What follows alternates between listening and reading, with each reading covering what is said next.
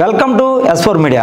మాజీ మంత్రి మాజీ ఎంపీ చేగొండి హరిరామయోగయ్య తనయులు చేగొండి సూర్యప్రకాష్ మాజీ జనసేన పిఎసి మెంబర్ ప్రస్తుత వైఎస్ఆర్సీపీ నాయకులు మనతో ఉన్నారు. వారిని అడిగి రాష్ట్ర రాజకీయాల కోసం మాట్లాడే ప్రయత్నం అయితే చేద్దాం. నమస్తే అండి. నమస్తే అండి. సార్ ఎలా ఉన్నారు? ఫైన్ సార్, మీరు ఎలా ఉన్నారు? అంతా బాగున్నాం sir. Thank you. Janasena party నుంచి వైసీపీ గోడలోకి ఎందుకు దూకారు?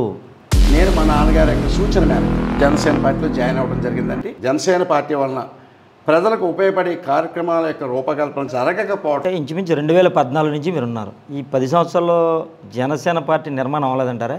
వాళ్ళు ఇన్ఫ్లుయెన్స్ అయ్యి కదా, అటువంటి వ్యక్తులు ఎంతోమందిని పొగబెట్టి బయటికి గెంటేసిన సందర్భం అయితే జనసేన పార్టీ. సార్ అది కాదు, మీకు ఏమన్నా అన్యాయం జరిగిందా?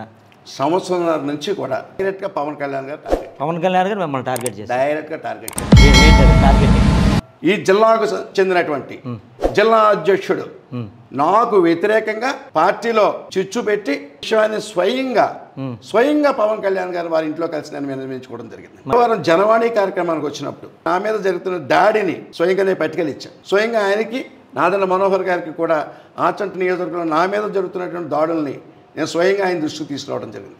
చేగొండి సూర్యప్రకాష్ డబ్బులకి అమ్ముడుపోయి వైసీపీ పార్టీలో చేరారు. ఆ పీక్ కోసుకోవడానికి సిద్ధంగా ఉన్నాను. ఏమండి, ఎవరైనా ఏదైనా సరే అన్ని రుజువిస్తే మీరు పీకైతే కోసుకుంటారు. నడి రోడ్డు మీద ఉరి తీసిన నేను సిద్ధంగా ఉన్నాను. ఓకే, నడి రోడ్డు మీద ఉరి తీసిన నేను సిద్ధంగా ఉన్నాను. గ్రౌండ్ లెవెల్లో ఉన్నటువంటి 55% జనం ఈరోజు జగన్మోహన్ రెడ్డి వారి వెనకాల ఉన్నారు. వారి నాయకత్వంలో ఉన్నారు. వాళ్ళు సపోర్ట్ చేయడానికి సిద్ధంగా ఉన్నారు. వైఎస్ఆర్సీపీ పార్టీలో గూండాలు అందరూ ఉంటారని మీ నోటితోనే వ్యాఖ్యలు చేశారు. మరి అదే గూండాల పార్టీలోకి ఎలా వెళ్ళారు మీరు? నెంబర్ 1 క్రిమినల్ ఎవరంటే శ్రీ పవన్ కళ్యాణ్ గారు. అంటే పవన్ కళ్యాణ్ అనే వ్యక్తికి క్రిమినల్ ఎవరు లేదు. ఈ యొక్క పార్టీని సంపూర్ణంగా అమ్మేసినటువంటి చరిత్ర ఉన్నటువంటి పవన్ కళ్యాణ్ గారు క్రిమినల్ కాదా అని నేను అడుగుతున్నాను. అయితే రైతులకి ఇబ్బందిలో ఉన్న రైతులకి అందరికీ కూడా నేను పంచుతున్నాడు. అటువంటి వ్యక్తిని మీరు క్రిమినల్ దాగాకోరని మీరు చెప్తున్నారు. అసలు ఎంతవరకు వాస్తవం ఉంటారు? క్రిమినల్ పెద్ద క్రిమినల్స్ కూడా పబ్లిక్గా చాలా మంచి పనులు చేస్తుంటారు. పైకి మంచి పనులు చేస్తుంటారు, లోపలేమో దొడ్డిదోనేమో ఇటువంటి తప్పుడు పనులు చేస్తుంటారు. కేవలం అంత బలం ఉన్న వ్యక్తి కేవలం 24 సీట్లు మాత్రమే తీసుకుని ఈ బలాన్నంతా తెలుగుదేశం పార్టీకి ట్రాన్స్ఫర్ చేయడంలో ఉన్నటువంటి ఉద్దేశం ఏమిటి చెప్పండి? ఆఫ్టర్ ఆల్ ఒక చేగొండి ప్రకాష్ అన్న పార్టీలోకి వెళ్తేనే నిజంగా ఎంత ప్యాకేజ్ ఇస్తే ఒక్క పిలుపుతోటి 10 లక్షల జనాన్ని మూవ్ చేయగలిగినటువంటి పవన్ కళ్యాణ్ గారికి ఎంత రెమ్యూనరేషన్ ఇస్తారండి? అక్కడ నేను ఒకటి అడుగుతున్నాను, దమ్ముంటే ఆయన సమాధానం చెప్పానండి. చేలుకుట్టిన దొంగలాగా ఎందుకు ఉండిపోయారని మీ దృష్టిలో ఈ 1400 కోట్లు ఇతర దేశాలు ఎవరు దాచారంటారు? ఉన్నాయా ప్రూఫ్స్ మీ దగ్గర? ఆయన సినిమాలో వచ్చి రెమ్యూనరేషన్ అంతా, దీనికి దాంట్లో మిగిలేదంతా.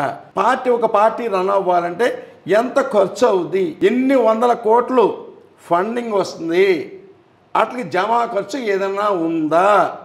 ఆఫీస్లో ఓన్లీ ఒక రూమ్, అకౌంట్స్ ఉన్నటువంటి రూమ్ ఒకటే ఎందుకు ఫైర్ యాక్సిడెంట్ గురైంది అంటే మీరు ఆ ఫైర్ యాక్సిడెంట్ చేయించింది సూచన మేరకు జరిగింది అనేది వాస్తవం కాదా నేను అడుగుతున్నాను. మీ నాన్నగారే చెప్పి మిమ్మల్ని వైసీపీకి పంపారా? మా నాన్నగారి ఫోన్ నెంబర్ బ్లాక్ చేయటం, ఇక్కడ డెడ్ డిగ్నెస్ చేసి చిరంజీవిని ఓడించిన వ్యక్తుల్లో 4 వ్యక్తులు ఇంపార్టెంట్గా చిరంజీవిని ఓటమికి ఇక్కడ మేము కృషి చేసిన వ్యక్తులు. ఏమంటే ఎక్కడన్నా జోగే గారు అబ్బాయినని చెప్పుకోండి. ముద్రగడని ఎప్పుడు తీసుకెళ్తున్నారు వైసీపీలోకి? క్షవరం అవుతాను కానీ వివరం రాదు కదండి. వైసీపీ నుండి మీరు ఎక్కడి నుంచి పోటీ చేస్తున్నారు? నిర్ణయం ఏదైనా అవకాశం ఉంటే ఇప్పించండి, వీలుంటే ఇప్పించండి, లేదని. జనసేన పార్టీలో పవన్ కళ్యాణ్ మాట చెల్లుతుందా, నాదెండ్ల మనోహర్ మాట చెల్లుతుందా? ఈయన తెలుగుదేశం కోవట్ అంటే ఎక్కడ కలుస్తారు సార్ ఇలా రాత్రులు? ఆయన ఉట్టినే స్మూత్గా పొడిచాడు. ఈయన మొత్తం జన సైనికులకి జనసేన నాయకులకి వెన్నుపోటు